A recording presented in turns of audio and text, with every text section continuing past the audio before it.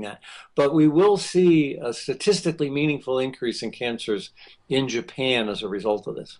Really, and these are small particulates that you're talking about. I think you used the term, were they gnats, radioactive gnats? I think you used once.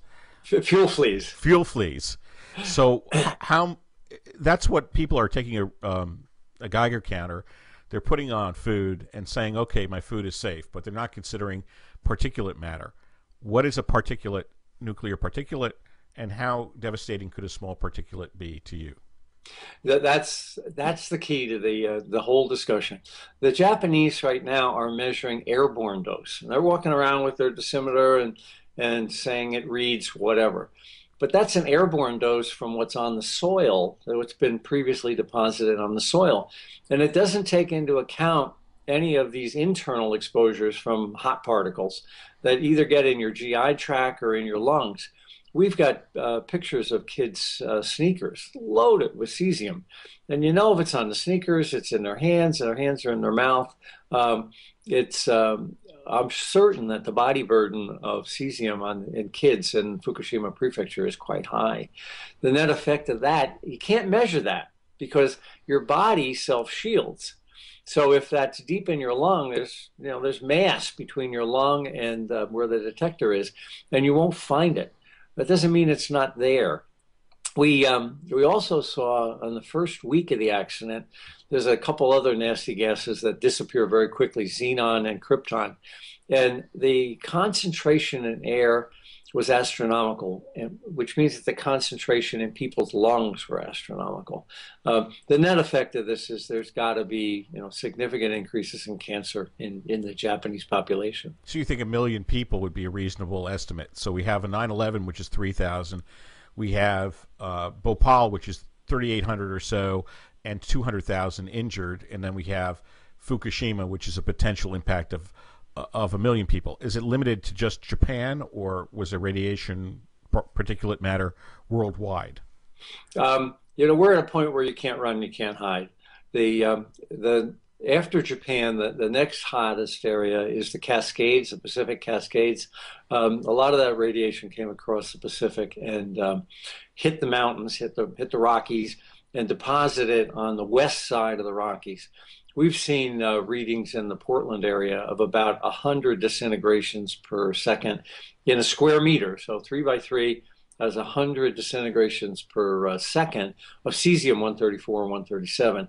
Now, Japan has thousands, so it's much less than Japan. So the issue is, in Japan, it's a personal problem. You can do things in your life to minimize the risk, and you can certainly get checked frequently so that if you get a cancer, it doesn't turn into a lethal cancer. In the US, it's different because the exposure is a lower level but spread out over millions of people up and down the West Coast. So I think we'll see over time a statistically meaningful increase in cancer on the West Coast, but I don't think we'll be able to compare by any means to what they got in Japan. Now, I grew up in the duck and cover age. When I was in school and we had a duck and cover, we had these strange fire drills that weren't fire drills and you didn't understand them. And then as an adult, you realize that they were trying to get you into the holes to shelter. What was the fallout on the American populace in terms of particulate radiation versus Fukushima? The answer is the government, if they were looking, didn't tell us.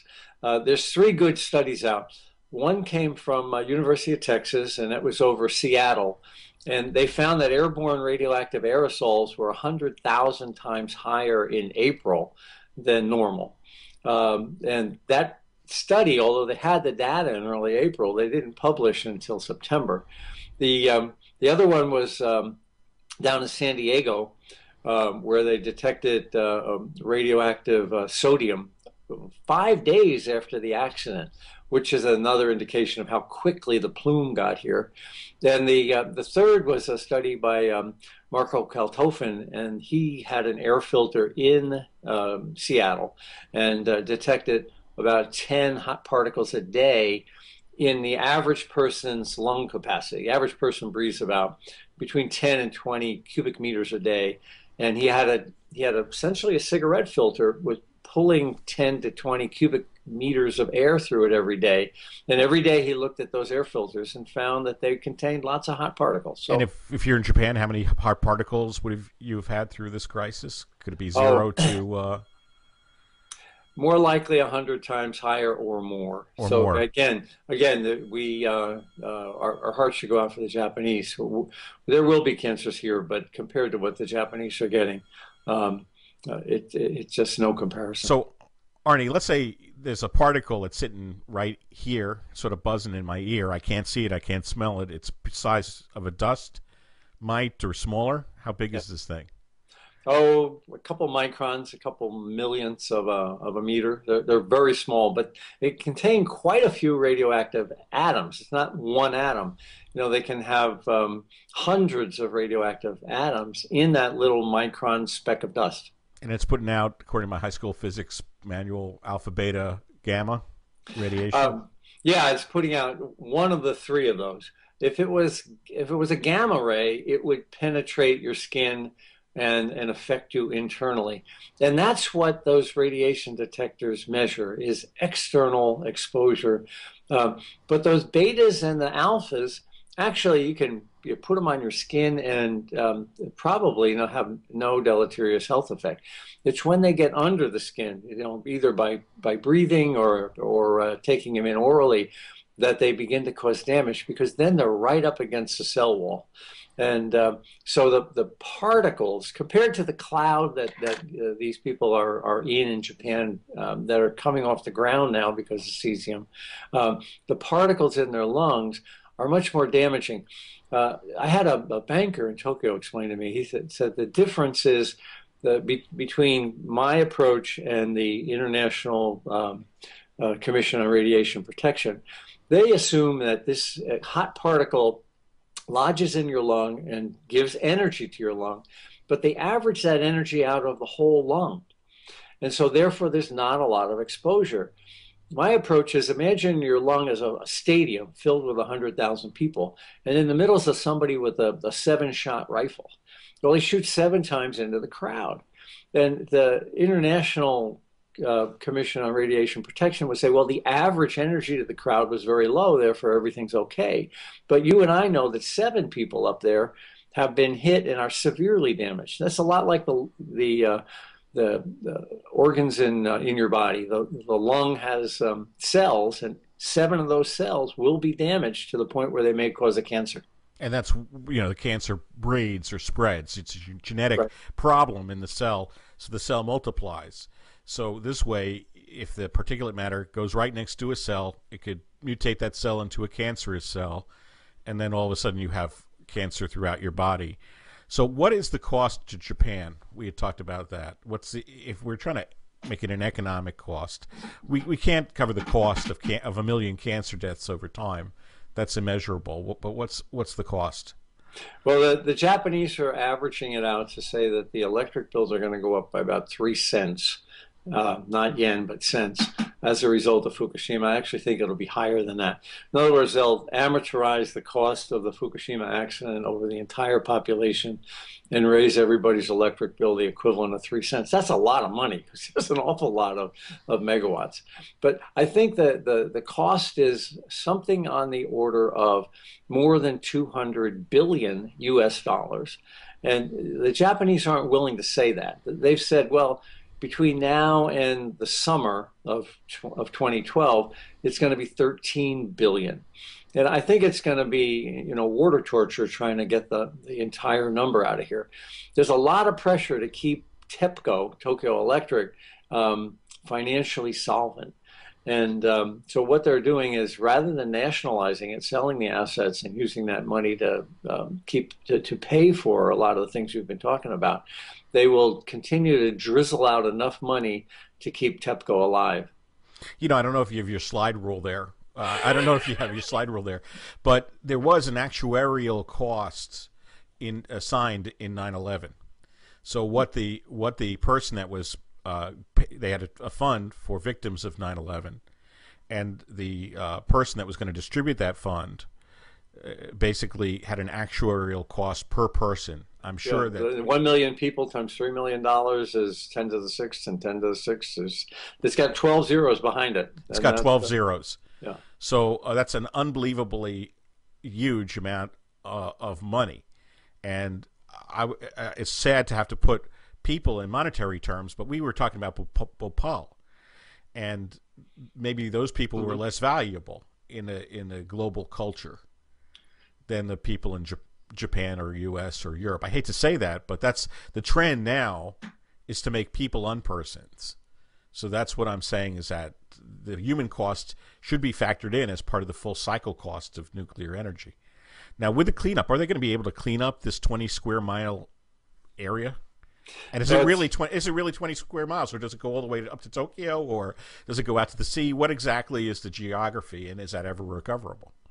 Well, what they're talking about is removing as much as 5 centimeters or 2 inches of soil throughout the Fukushima prefecture. Now, this is a state. If they did that, they would fill about 50 New Orleans Superdome fulls of radioactive soil.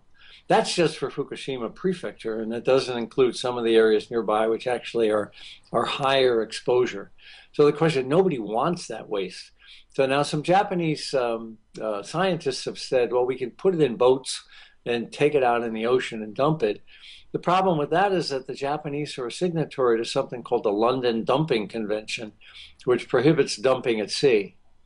Now, what they're doing to get around all of this is they're dumping it in dump trucks into Tokyo Bay and using it as landfill. So eventually, all this radioactive material is not being monitored, and is certainly not being retained in any kind of a geologic fashion, but in fact is getting dumped in Tokyo Bay. I mean, to me, it's unbelievable, because I view the spent fuel is almost more dangerous than the reactor itself. And a 40-year-old reactor, you and I have already covered this. You wouldn't get on a jet plane with that rate of failure. There would be no aviation in the world with that rate of failure. One of the things that's happening here is the Japanese never had any plan for a spent fuel repository. They're years behind the United States, and of course the United States is years behind Europe. So now they are forced into admitting that we may not be recycling all of our nuclear waste. Where are we going to put it? In a high seismic country? That's a can they've been kicking down the road for a long time. And there's, again, billions and billions of dollars on what to do with that spent nuclear fuel that the Japanese haven't even begun to think about. You know, with air transport, it's incredibly safe. Could nuclear power ever reach that level of safety? I have a friend who says nuclear can be safe or it can be cheap, but it can't be both. And I think that's the argument. You know, it boils down to money. If you want to make nuclear safe, it gets to the point where it's so costly, you don't want to build the power plant anyway, especially now with plummeting renewable costs. So can you make a nuclear reactor safe? Yes. Can it also at the same time compete with renewables, which are, of course, higher than natural gas? And the answer is no. So Wall Street is, demanding federal loan guarantees for this. And of course, we already subsidize Price Anderson insurance. So Wall Street won't spend the money to build it, and Wall Street won't insure it. I think that's an indication that I think maybe I just answered your question. Right. It's uninsurable unless the government steps in and insures it. I mean, I could understand why they want to do nuclear power, because it provides a baseline of power, whereas solar and renewables don't. So the power is potentially always on in nuclear.